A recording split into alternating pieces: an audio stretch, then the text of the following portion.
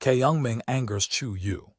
Guan Yu had died there but for his elder brother, who said to the great strategist, "We three pledged ourselves to live and die together. Although my brother Yun Xiang has offended, I cannot bear to break our oath. I hope you will only record this against him, and let him atone later for the fault by some specially meritorious service." So the sentence was remitted. In the meantime, Chu Yu mustered his officers and called over his men, noted the special services of each, and sent full reports to his master. The soldiers who had surrendered were all transported across the river. All this done, they spread the feast of victory. The next step was to attack and capture Nanchun. The van of the army camped on the river bank. There were 5 camps and the general's tent was in the center.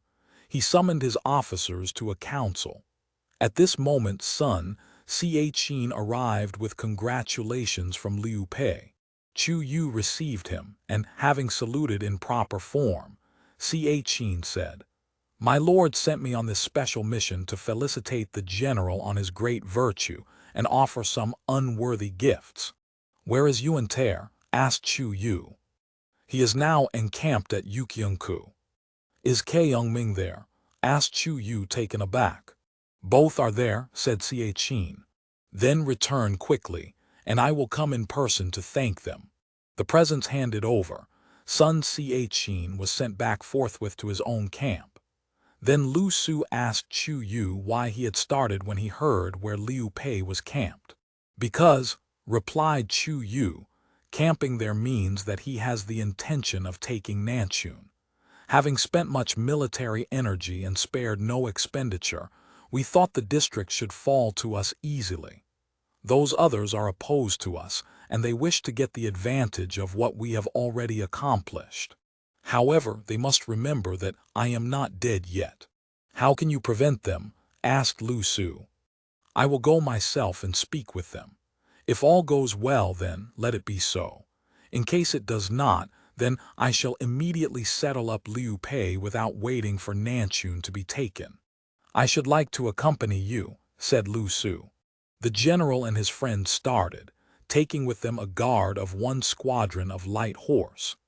Having arrived at Yukyungku, they sought out Sun Xiang, who, in turn, went in to see Yuan Ter and told him Chu Yu had come to render thanks. "Why has he come?"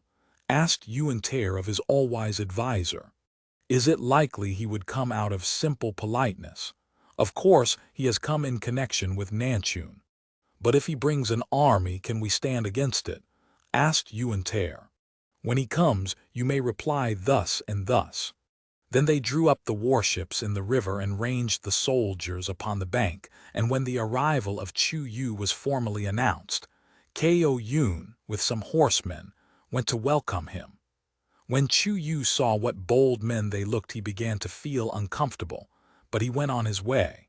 Being met at the camp gates by Liu Pei and KʻUng-Ming, he was taken into the chief tent, where the ceremonies were performed and preparations for a banquet had been made. Presently Liu Pei raised his cup in felicitation on the recent victory gained by his guest. The banquet proceeded, and after a few more courses Chu Yu said, "Of course you are camped here with no other idea than to take Nanchun. We heard you were going to take the place and came to assist. Should you not take it, then we will occupy it." Chu Yu laughed. "We of the East have long wished for this district. Now that it is within our grasp, we naturally shall take it." Liu Pei said, "There is always some uncertainty. Tsao left Tsao Jern to guard the district, and you may be certain that there is good strategy behind him, to say nothing of his boldness as a warrior. I fear you may not get it." "Well, if we do not take it then, sir, you may have it," said Chu Yu. "Here are witnesses to your words," said Liu Pei, naming those at table. "I hope you will never repent what you have just said." Lu Su stammered and seemed unwilling to be cited as one of the witnesses, but Chu Yu said, "When the word of a noble man has gone forth, it is ended. He never regrets." "This speech of yours, sir, is very generous," interjected KʻUng-Ming. Wu shall try first, but if the place does not fall, there is no reason why my lord should not capture it." The two visitors then took their leave and rode away. As soon as they had left, Liu Pei turned to KʻUng-Ming and said, "O master, you bade me thus reply to Chu Yu, but though I did so, I have turned it over and over in my mind without finding any reason in what I said. I am alone and weak, without a single foot of land to call my own. I desired to get possession of Nanchun that I might have, at least, a temporary shelter. Yet I have said that Chu Yu may attack it first, and if it fall to Wu, how can I get possession?" KʻUng-Ming laughed and replied, "First I advised you to attack Qingchu, but you would not listen. Do you remember? But it belonged to Liu Pio, and I could not bear to attack it then. Now it belongs to Tsao, I might do so." "Do not be anxious," replied the adviser. "Let Chu Yu go and attack it. Some day, my lord, I shall make you sit in the high places thereof. But what design have you?" "So and so," replied KʻUng-Ming. Yuan Ter was satisfied with the reply, and only strengthened his position at Chianku. In the meantime, Chu Yu and Lu Su returned to their own camp, and the latter said, "Why did you tell Liu Pei that he might attack Nanchun?" "I can take it with a flick of my finger," replied Chu Yu, "but I just manifested a little pretended kindliness." Then he inquired among his officers for a volunteer to attack the city.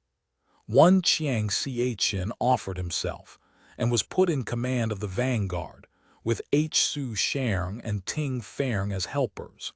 He was given 5 companies of veterans, and they moved across the river. Chu Yu promised to follow with supports. On the other side, Tsao Jern ordered Tsao Hung to guard Eiling, and so hold one corner of a triangular defense. When the news came that Wu had crossed the river Han, Tsao said, "We will defend and not offer battle." But Niu Qin said impetuously, "To let the enemy approach the walls and not offer battle is timidity. Our men, lately worsted, need heartening and must show their mettle. Let me have half a company of veterans and I will fight to a finish." Tsao Jern could not withstand this offer, and so the half company went out of the city. At once Ting Feng came to challenge the leader, and they fought a few bouts. Then Ting Feng pretended to be defeated, gave up the fight and retreated into his own lines. Niu Qin followed him hard. When he had got within the Wu formation, at a signal from Ting Feng, the army closed round and Niu Qin was surrounded. He pushed right and left, but could find no way out.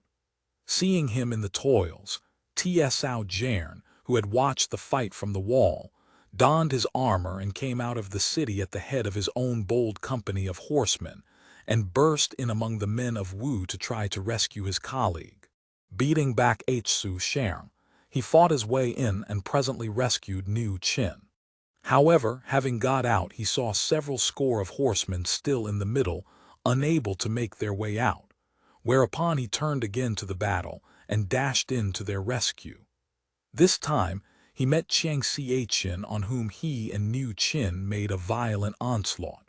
Then the brother Tsao Shun came up with supports, and the great battle ended in a defeat for the men of Wu. So Tsao Jern went back victor, while the unhappy Chiang Chien returned to report his failure. Chu Yu was very angry and would have put to death his hapless subordinate but for the intervention of the other officers. Then he prepared for another attack where he himself would lead. But Kan Ning said, "General, do not be in too great hurry. Let me go first and attack Eiling, the supporting angle of the triangle. After that the conquest of Nanchun will be easy." Chu Yu accepted the plan, and Kan, with 3 companies, went to attack Eiling. When news of the approaching army reached him, Tsao Jern called to his side Chern Chio, who said, "If Eiling be lost, then Nanchun is lost too. So help must be sent quickly." Thereupon Tsao Shun and Niu Qin were sent by secret ways to the aid of Tsao Hung. Tsao Shun sent a messenger to the city to ask that they should cause a diversion by a sortie at the time the reinforcements should arrive. So when Kan-Ning drew near, Tsao Hung went out to meet and engage him. They fought a score of rounds, but Tsao Hung was overcome at last and Kan-Ning took the city. However, as evening fell, the reinforcements came up and the captor was surrounded in the city he had taken. The scouts went off immediately to tell Chu Yu of this sudden change of affairs, which greatly alarmed him. "Let us hasten to his rescue," said Ch'Pu. "This place is of the greatest importance," said Chu Yu, "and I am afraid to leave it undefended lest Tsao Jern should attack." "But he is one of our first leaders and must be rescued," said Lu Meng. "I should like to go myself to his aid, but whom can I leave here in my place?" said Chu Yu. "Leave Lin Tiang here," said Lu Meng. "I will push on ahead and you can protect my advance. In less than 10 days we shall be singing the paean of victory." "Are you willing?" said Chu Yu to the man who was to act for him. "If the 10-day period is not exceeded, I may be able to carry on for that time. I am unequal to more than that." Ling Tiang's consent pleased Chu Yu, who started at once, leaving a legion for the defense of the camp. Lu Meng said to his chief, "South of Ailing is a little-used road that may prove very useful in an attack on Nanchun. Let us send a party to fell trees and barricade this road so that horses cannot pass. In case of defeat, the defeated will take this road and will be compelled to abandon their horses, which we shall capture." Chu Yu approved and the men set out. When the main army drew near Ailing, Chu Yu asked who would try to break through the besiegers, and Chu Ti offered himself. He girded on his sword, mounted his steed and burst straight into the Tsao army. He got through to the city wall. From the city wall, Kan-Ning saw the approach of his friend Chu Ti and went out to welcome him. Chu Ti told him that the commander-in-chief was on the way to his relief, and Kan-Ning at once bade the defenders prepare from within to support the attack of the rescuers. When the news of the approach of Chu Yu had reached Ailing, the defenders had sent to tell Tsao Jern, who was at Nanchun, and they prepared to repel the assailants. So when the army of Wu came near, they were at once attacked. Simultaneously, Kan-Ning and Chu Ti attacked on two sides, and the men of Tsao were thrown into confusion. The men of Wu fell on lustily, and the three leaders all fled by a by-road. But finding the way barred with felled trees and other obstacles, they had to abandon their horses and go afoot. In this way, the men of Wu gained some 500 steeds. Chu Yu, pressing on as quickly as possible toward Nanchun, came upon Tsao Jern and his army marching to save Ailing. The two armies engaged and fought a battle which lasted till late in the evening. Then both drew off, and Tsao Jern withdrew into the city. During the night he called his officers to a council. Then said Tsao Hung, "The loss of Ailing has brought us to a dangerous pass. Now it seems the time to open the letter of the minister our chief, and see what plans he arranged for our salvation in this peril." "You but say what I think," replied Tsao Jern. Whereupon he tore open the letter and read it. His face lighted up with joy, and he at once issued orders to have the morning meal prepared at the 5th watch. At daylight, the whole army moved out of the city, but they left a semblance of occupation in the shape of banners on the walls. Chu Yu went up to the tower of observation and looked over the city. He saw that the flags along the battlements had no men behind them, and he noticed that every man carried a bundle at his waist behind so that he was prepared for a long march. Thought Chu Yu to himself, Tsao Jern must be prepared for a long march. So he went down from the tower of observation and sent out an order for 2 wings of the army to be ready. One of these was to attack, and, in case of its success, the other was to pursue at full speed till the clanging of the gongs should call them to return. He took command of the leading force in person, and KʻUng-Ming commanded the other. Thus they advanced to attack the city. The armies being arrayed facing each other, the drums rolled out across the plain. KʻUng-Ming rode forth and challenged, and Chu, from his place by the standard, bade Han-Tang respond. The two champions fought near 20 bouts, and then KʻUng-Ming fled. Thereupon KʻUng-Ming came out to help him, and Chu rode out at full speed to meet him. These two exchanged a half-score passes, and then KʻUng-Ming fled. His army fell into confusion. Thereupon Chu gave the signal for the advance of both his wings, and the men of KʻUng were sore smitten and defeated. Chu pursued to the city wall, but KʻUng's men did not enter the city. Instead, they went away northwest. Han-Tang and Chu pressed them hard. Chu, seeing the city gates standing wide open and no guards upon the walls, ordered the raiding of the city. A few score horsemen rode in first. Chu followed and whipping his steed. As he galloped into the enclosure around the gate, KʻUng stood on the defense tower. When he saw Chu enter, in his heart he applauded the godlike perspicacity of the minister TSO. Then was heard the clap-clap of a watchman's rattle. At this signal, the archers and crossbowmen let fly, and the arrows and bolts flew forth in a sudden fierce shower, while those who had won their way to the van of the inrush went headlong into a deep trench. Chu managed to pull up in time, but turning to escape, he was wounded in the left side and fell to the ground. Niu Qin rushed out from the city to capture the chief, but Su Sheng and Ting Feng at the risk of their lives got him away safe.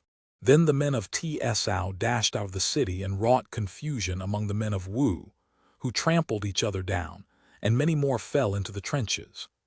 KʻUng-Ming tried to draw off, but KSO-Jern and TSO-Hung came toward him from different directions, and the battle went hardly against the men from the east, till help came from Ling Tiong, who bore back their assailants. Satisfied with their success, TSO led his men into the city, while the losers marched back to their own camp. Chu, sorely wounded, was taken to his own tent, and the army physician called in. With iron forceps, he extracted the sharp bolt and dressed the wound with a lotion designed to counteract the poison of the metal. But the pain was intense, and the patient rejected all nourishment. The physician said the missile had been poisoned, and the wound would require a long time to heal. The patient must be kept quiet and especially free from any irritation, which would cause the wound to reopen. Thereupon KʻUng-Ming gave orders that each division was to remain in camp. 3 days later Niu Qin came within sight and challenged the men of Wu to battle, but they did not stir. The enemy hurled at them taunts and insults till the sun had fallen low in the sky, but it was of no avail and Niu withdrew. Next day Niu Qin returned and repeated his insulting abuse. KʻUng-Ming dared not tell the wounded general. The third day, waxing bolder, the enemy came to the very gates of the stockade, the leader shouting that he had come for the purpose of capturing Chu. Then KʻUng-Ming called together his officers, and they discussed the feasibility of retirement into Wu that he might seek the opinion of the Marquis. Ill as he was, Chu still retained control of the expedition. He knew that the enemy came daily to the gates of his camp, and reviled him, although none of his officers told him. One day TSO-Jern came in person, and there was much rolling of drums and shouting. KʻUng-Ming, however, steadily refused to accept the challenge and would not let anyone go out. Then Chu summoned the officers to his bedside and said, "What mean the drums and the shouting?" "The men are drilling," was the reply. "Why do you deceive me?" said Chu angrily. "Do I not know that our enemies come day by day to our gates and insult us? Yet KʻUng-Ming suffers this in silence and makes no use of his powers and authority." He sent for KʻUng-Ming, and when he arrived, asked him why he acted thus. "Because you are ill, and the physician said you were on no account to be provoked to anger. Wherefore, although the enemy challenged us to battle, I kept it from you. And if you do not fight, what think you should be done?" said Chu-yu. And they all said they desired to return to the east till he had recovered from his wound, when they would make another expedition. Chu-yu lay and listened.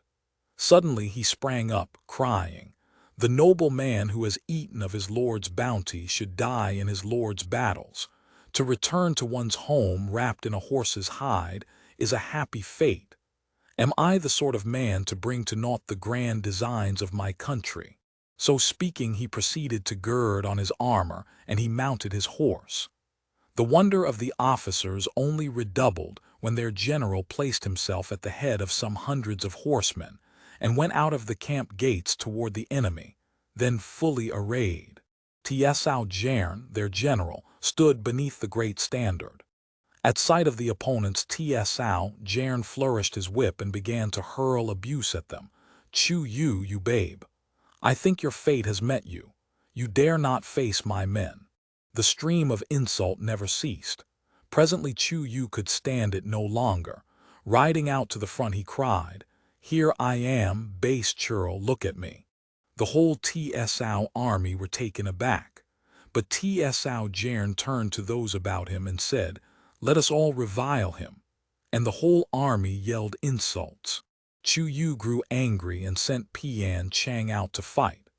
But before he had delivered his first blow, Chu-yu suddenly uttered a loud cry, and he fell to the ground with blood gushing from his mouth. At this the Tsao army rushed to the battle, and the men of Wu pressed forward to meet them. A fierce struggle waged around the general's body, but he was borne off safely and taken to his tent. "Do you feel better?" asked Chang-Pu anxiously. "It was a ruse of mine," whispered Chu-yu in reply. "But what avails it? I am not suffering, but I did that to make our enemies think I was very ill and so oppose them by deceit. I will send a few trusty men to pretend desertion and tell them I am dead. That will cause them to try a night raid on the camp, and we shall have an ambush ready for them. We shall get Tsao Jern easily." "The plan seems excellent," said Chang-Pu. Soon from the tent there arose the sound of wailing as for the dead. The soldiers around took up the cry and said one to another, "The general is dead of his wound," and they all put on the symbols of mourning. Meanwhile Tsao Jern was consulting with his officers. Said he, "Chu-yu lost his temper, and that has caused his wound to reopen and brought on that flow of blood.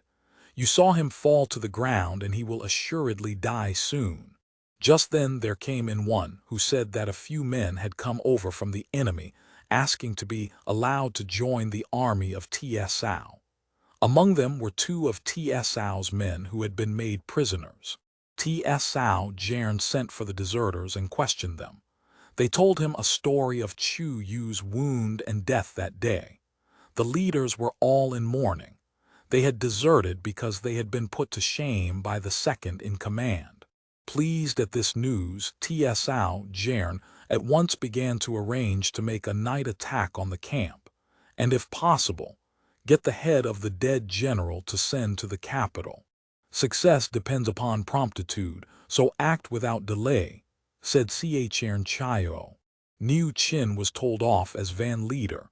Tsao Jern himself led the center, while the rear was commanded by Tsao Hung and Tsao Shun.